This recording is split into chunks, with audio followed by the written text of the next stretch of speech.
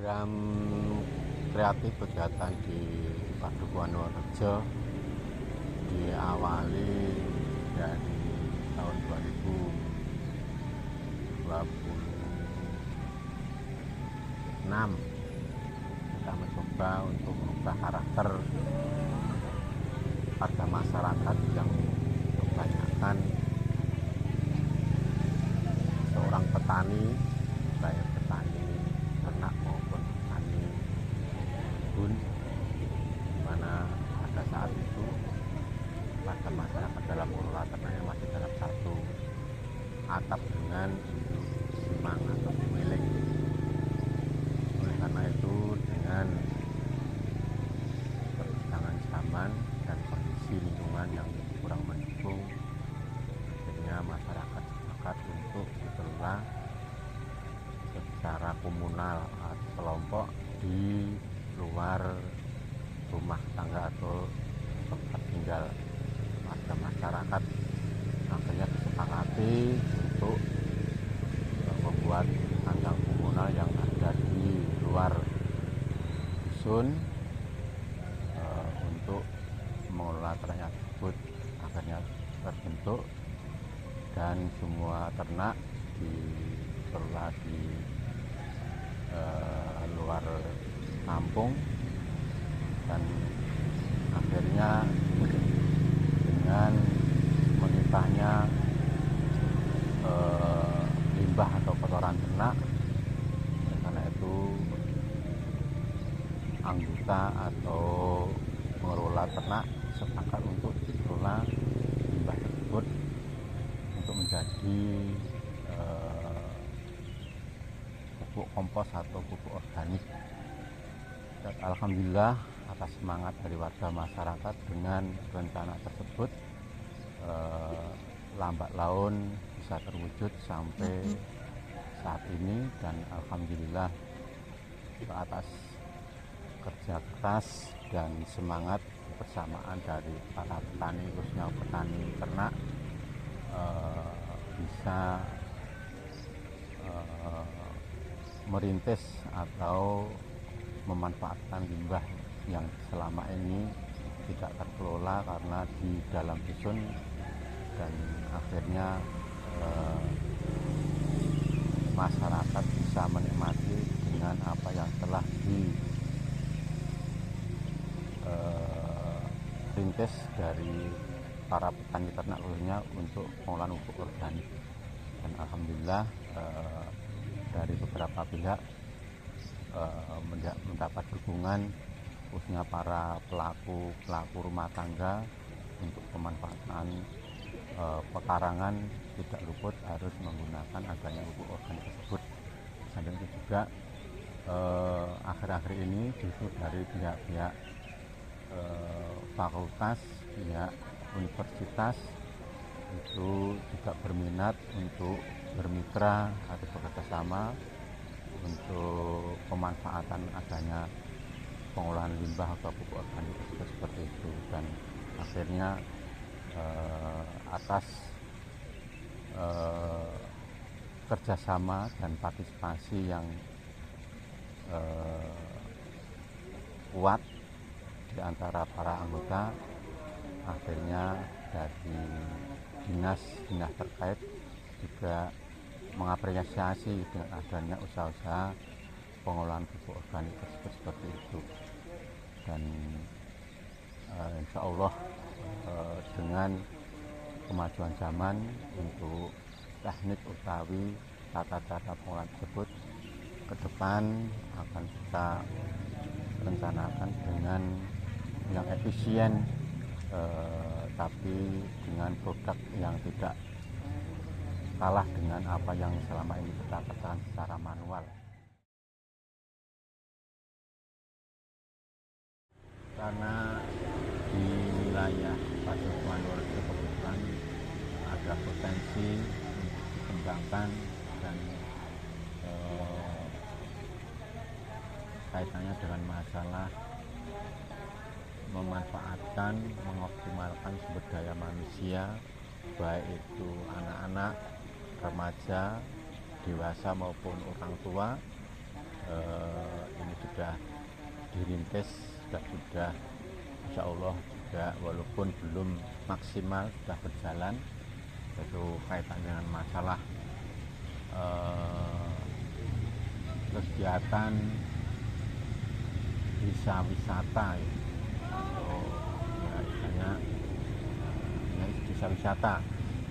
Dan alhamdulillah dengan adanya desa wisata tersebut, dengan harapan dan keinginan warga masyarakat ke depan supaya nanti betul-betul bisa dimaksimalkan karena itu sifatnya berjenjang dan dapat dilakukan oleh semua pihak apa yang telah kita sampaikan tadi.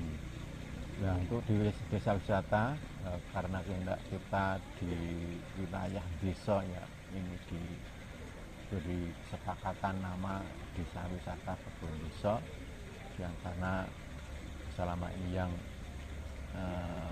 sudah kita laksanakan kegiatan yang kita tawarkan kepada konsumen atau pengunjung itu bisa untuk pertemuan, bisa untuk pernikahan, bisa untuk bermain untuk keluarga, untuk camping dan sebagainya. Kebetulan area yang kita gunakan itu tanah kas desa, jadi selama ini kita selalu komunikasi dengan kalurahan untuk ke depan supaya nanti apa yang telah dirintis oleh warga masyarakat dengan adanya Kebon Desa tersebut bisa bertahan, bisa sampai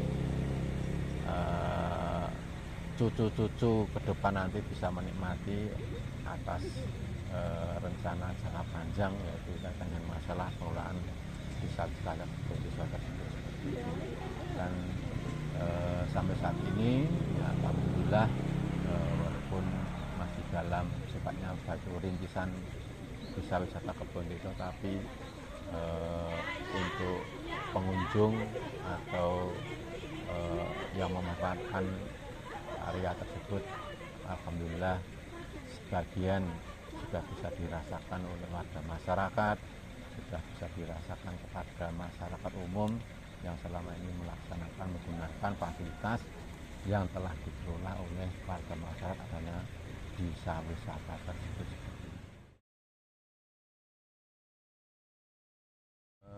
Untuk prestasi yang selama ini kita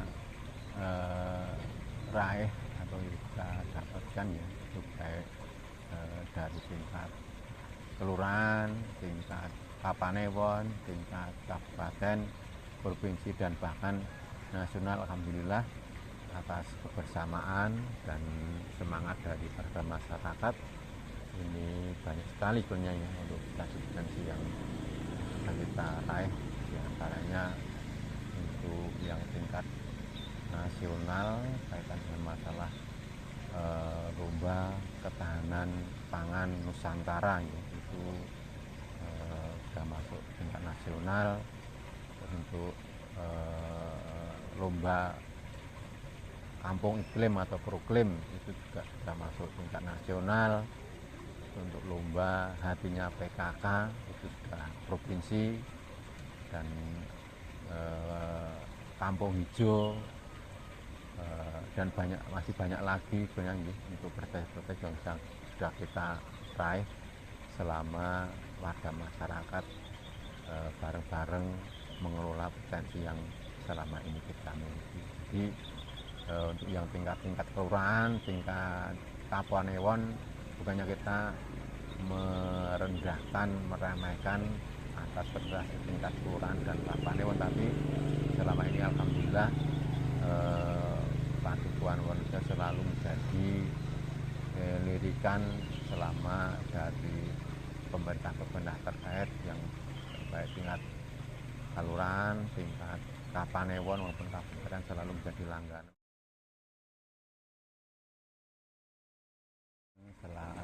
Dari seorang pemimpin itu ya, karena ya banyak kompleks karena menghadapi masyarakat yang majemuk itu ya perlu ya ketelatenan, kesabaran, dan betul-betul bisa menyikapi apa yang menjadi permasalahan di warga masyarakat.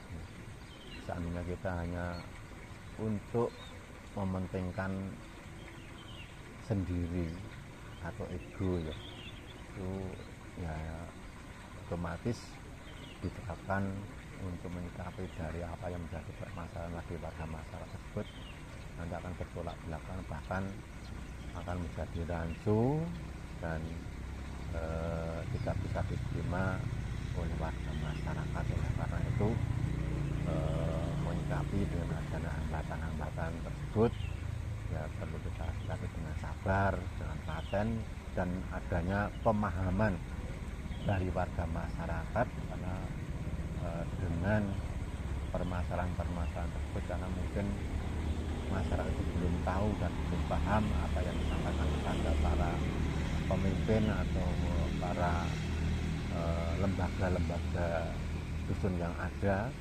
Oleh karena itu harus adanya harus kesabaran, harus ada ketelatenan.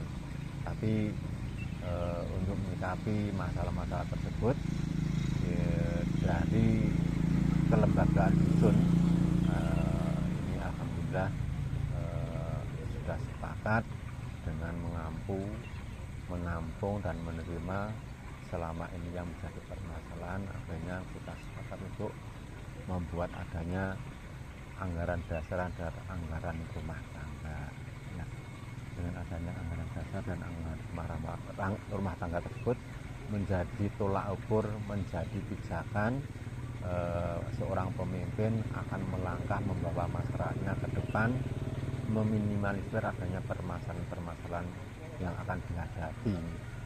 Kita tinggal membaca dan membuka bersama aturan atau anggaran dasar yang kita buat bersama, dan akhirnya dengan kita sikapi dengan hal tersebut masyarakat juga bisa menerima karena aturan dan anggaran dasar dan anggaran rumah tangga dibuat oleh masyarakat dan dilaksanakan oleh masyarakat, dan semuanya menyadari dengan adanya aturan tersebut. Akhirnya permasalahan-permasalahan itu langsung dijawab oleh aturan yang telah disepakati bersama dengan adanya anggaran dasar dan anggaran rumah tangga. Nah, itu untuk permasalahan-permasalahan selama ini yang kita terima, dan menyikapi mengatasi permasalahan tersebut kita membuat aturan seperti itu.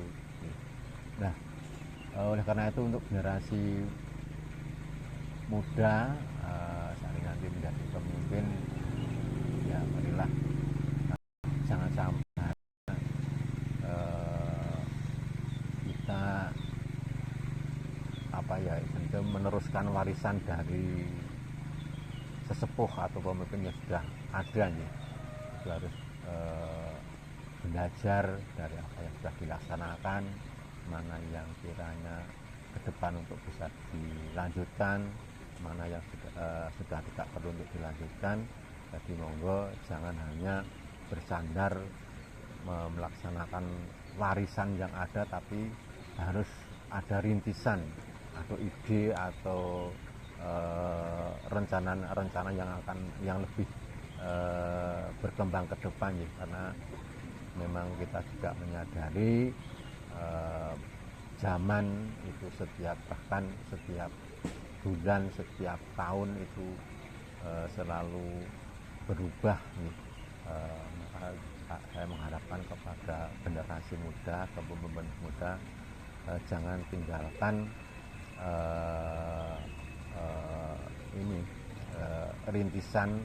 rintisan atau warisan-warisan dari para pemimpin yang sudah yang dulu, tapi perlu untuk ditindaklanjuti atas kegiatan-kegiatan atau potensi-potensi yang selama ini dikelola dan dilaksanakan.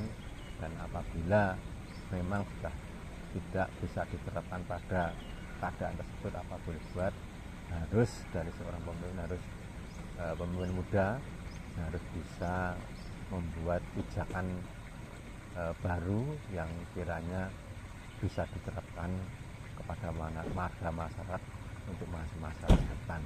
Jadi intinya monggo kepada para generasi muda, calon-calon pemimpin bangsa khususnya wilayah, jangan mengedepankan emosional, yang utama adalah ide dengan nalar yang betul-betul bisa diterima oleh warga masyarakat ke depan untuk menjadi seorang pemimpin muda nanti. Sementara itu ya, untuk wawancara pada kesempatan ini mudah-mudahan menjadi inspirasi kepada pemimpin yang akan datang. Terima kasih. Assalamualaikum warahmatullahi wabarakatuh.